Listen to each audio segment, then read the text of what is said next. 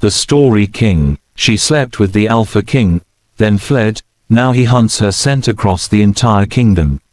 The scent hit him like a physical blow, while Jasmine and Midnight Rain, threaded with something undeniably his. Alpha King Cale Thornridge's eyes snapped open in the pre-dawn darkness, his chest heaving as he reached across the silk sheets. Empty, cold. The woman who had unraveled him completely just hours ago had vanished like smoke, leaving nothing behind but her intoxicating scent and the ghost of her touch burning across his skin. He'd never even learned her name. Rising from the bed, Cale's jaw clenched as he surveyed his private chambers. The massive four-poster bed sat in disarray, evidence of their passion scattered across the room, a torn dress here, his discarded shirt there. The terrace doors hung open, white curtains billowing in the morning breeze. She'd fled through them, he realized. Climbed down from the third floor like some phantom thief in the night. But why? The Moonfire Gala had been in full swing when he'd first caught her scent across the crowded ballroom. Every unmated female in the 5 territories had been there, desperate for his attention, his mark, his claim. Yet none of them had made his wolf even stir, until her. She'd been standing in the shadows near the rose garden in trance, her silver mask concealing half her face, her emerald gown clinging to curves that made his blood run hot. Their eyes had met across the sea of people, and the world had simply stopped. What followed was 3 hours of the most intense connection Cale had ever experienced. They'd talked on the moonlit terrace about everything and nothing, philosophy, pack politics, her views on the outdated mating traditions. She challenged him, intrigued him, made him laugh in ways he hadn't in years of ruling with an iron fist. And when he'd finally pulled her into his chambers, when their lips had met and their bodies had intertwined, his wolf had roared one word into his consciousness. Mate. Now she was gone, and the bond hummed incomplete in his chest like a wound refusing to heal. Your Majesty. His beater, Marcus, appeared at the chamber door, concern etched across his weathered face. The servants reported. Find her. Cale's voice came out as a growl, his eyes flashing wolf gold. Search every corner of this kingdom. I want her name, her pack, her bloodline. Everything. Marcus bowed. We have very little to go on, my king. No one saw her face clearly.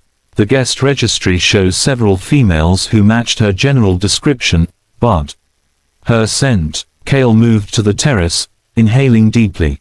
The trail was faint but present, leading down the castle walls and toward the eastern forest. I'll track her myself if I have to. Is she your mate, sire? Cale's silence was answer enough. 3 days later, Sarah Blackwood pressed deeper into the shadows of the tavern corner, her hood pulled low over her distinctive auburn hair. Her hands trembled around the warm mug of tea, not from cold, but from the constant, gnawing ache in her chest that had plagued her since she'd fled the castle. Stupid. So incredibly stupid. She'd known exactly who he was when she'd accepted his invitation to the terrace. Cale Thornridge, the most powerful alpha in 5 generations, the king who'd united the warring territories through sheer dominance and strategic brilliance. The same king who'd executed her father 10 years ago for treason. The same king who was now her mate. The bond was agony, pulling at her like a rope tied around her ribs, demanding she return to him. But Sarah wouldn't. Her father had been innocent, she'd spent the last decade gathering proof, and she was so close to exposing the real traitor. If Cale discovered who she was, learned she was Edmund Blackwood's daughter, he'd never believe her claims. He'd see her as the enemy, just another threat to eliminate. And if the bond completed, if she gave in to this mating pull, she'd lose everything, her mission, her father's memory, her very sense of self. Heard the king's gone mad, a gruff voice carried from the bar. Torn through 6 territories in 3 days, hunting for some mystery woman. Got every pack on high alert. Sarah's blood ran cold. They say he can track her scent for miles, another patron added.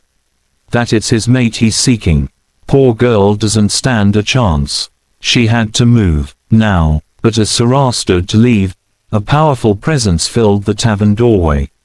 The room fell silent, and there, backlit by afternoon sun, stood Cale himself, no royal regalia, just simple traveling clothes that somehow made him look even more dangerous. His silver eyes swept the room with predatory precision, then locked directly onto her. No, Sarah bolted for the back exit, her wolf surging with desperate energy. Behind her, she heard the scrape of a chair, a low growl, and then he was pursuing her. The bond sang between them, making her wolf fight against her own escape, wanting nothing more than to turn around and run toward him instead of away. The forest swallowed her as she ran, trees blurring past. But Cale was faster, stronger, an alpha in his prime. Within minutes, his hand caught her wrist, spinning her against a massive oak tree. His body caged hers, one hand braced above her head, the other tilting her chin up until their eyes met. No more running, he breathed, and despite the dominance in his stance, his touch was achingly gentle. Please, that single word, please, from a king who commanded nations, broke something in her. You don't understand, Sarah whispered, tears burning her eyes. If you knew who I was. I know exactly who you are. His thumb traced her cheekbone with devastating tenderness. Sarah Blackwood, daughter of Edmund Blackwood. I've known since the second day. Her world tilted. Then why? Because the bond doesn't lie. Cale's forehead pressed against hers, his breath mingling with her own. Because every instinct I have screams that you're mine to protect, not punish. Because I've spent 3 sleepless days replaying our conversation, and someone seeking revenge wouldn't have debated philosophical ethics with me for 2 hours before ending up in my bed. You killed my father, she choked out, though the accusation felt hollow even as she said it. I executed a convicted traitor based on evidence presented by my counsel. His expression hardened. But you don't believe he was guilty, do you? That's why you came to the gala, not for me, but to get close to the castle, to find something. Sarah's silence confirmed it. Cale exhaled slowly, then did something that shocked her to her core. He stepped back, giving her space. Giving her choice. I am many things, Sarah. Ruthless, feared, probably too quick to trust my advisors 10 years ago. But I am not a man who punishes the innocent, and I am not a king who ignores evidence. He reached into his jacket and pulled out a leather folder. These are the original trial documents. Everything used to convict your father. I had them pulled the day I discovered who you were. He held them out to her. If you can prove Edmund Blackwood was framed, if you can show me the real traitor, I will personally see justice done.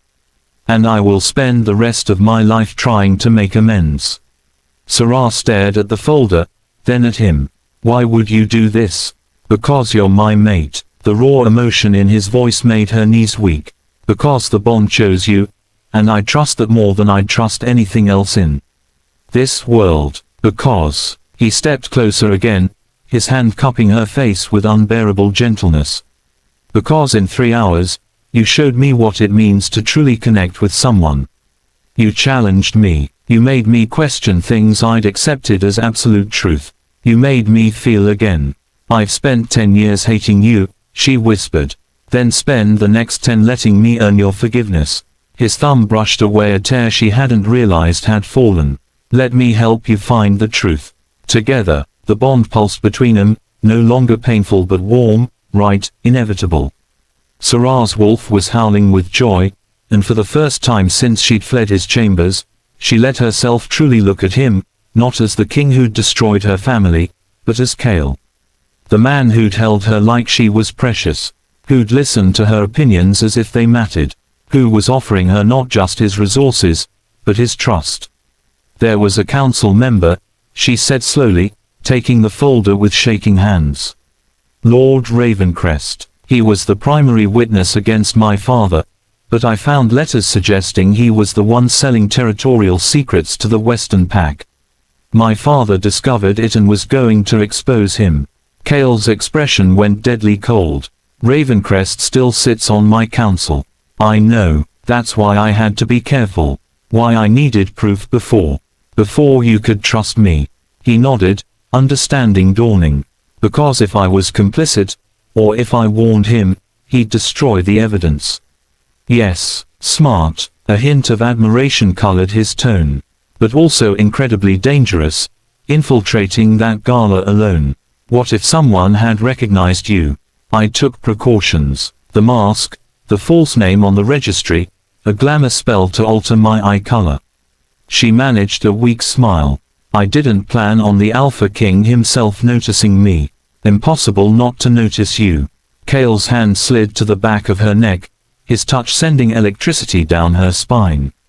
You walked into that ballroom, and my entire world shifted on its axis. The sincerity in his words made her heart ache. I felt it too. That's why I ran. Because I couldn't be your mate and still pursue justice for my father. I thought I had to choose. You don't. His other hand found hers, their fingers intertwining. We hunt Ravencrest together. We clear your father's name. And then, his voice dropped to a rough whisper. Then you decide if you can forgive me enough to complete this bond. No pressure, no royal decree, just you and me and what we both want. Sarah looked down at their joined hands, feeling the rightness of his touch, the way her wolf settled in his presence. She'd spent a decade driven by vengeance, by the need to restore her family's honor. But standing here in the forest with Kale, she realized she'd been carrying another burden too, loneliness.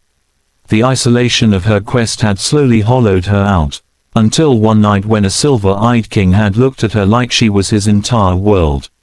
Okay, she breathed. We do this together. The smile that broke across Kale's face was devastating in its relief and joy. He pulled her close, tucking her head under his chin, and for the first time in 10 years, Sarah let herself lean on someone else. Fair warning, Kale murmured against her hair. Now that I've found you, I'm never letting you out of my sight until Ravencrest is dealt with. You'll have to endure my protection. And after, his arms tightened around her. After, you'll have to endure my courtship. Because I meant what I said, Sarah. I will spend however long it takes earning your trust, your forgiveness, and, if I'm very lucky, your love. She pulled back just enough to meet his eyes, seeing the Alpha King who'd terrified her for years and the man who'd held her so tenderly in the moonlight. You might already be halfway there. The kiss he gave her then was nothing like the passionate encounter in the castle. This was soft, reverent, a promise of protection and partnership.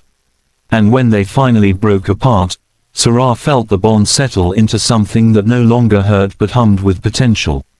Come on, Kale said, taking her hand. We have a traitor to catch and a kingdom to shock. After all, the Alpha King's mate returning from the dead is going to cause quite the stir. As they walked back toward the capital together, Sarah realized that she'd fled across the kingdom to escape a bond she'd thought would destroy her. Instead, she'd found a partner who would help her reclaim everything she'd lost, and perhaps, in time, build something even stronger than vengeance. A future, a love, a home, with the king who'd hunted her sent across the entire kingdom, only to offer her his heart instead of his judgment. The Story King, where every tale reigns supreme.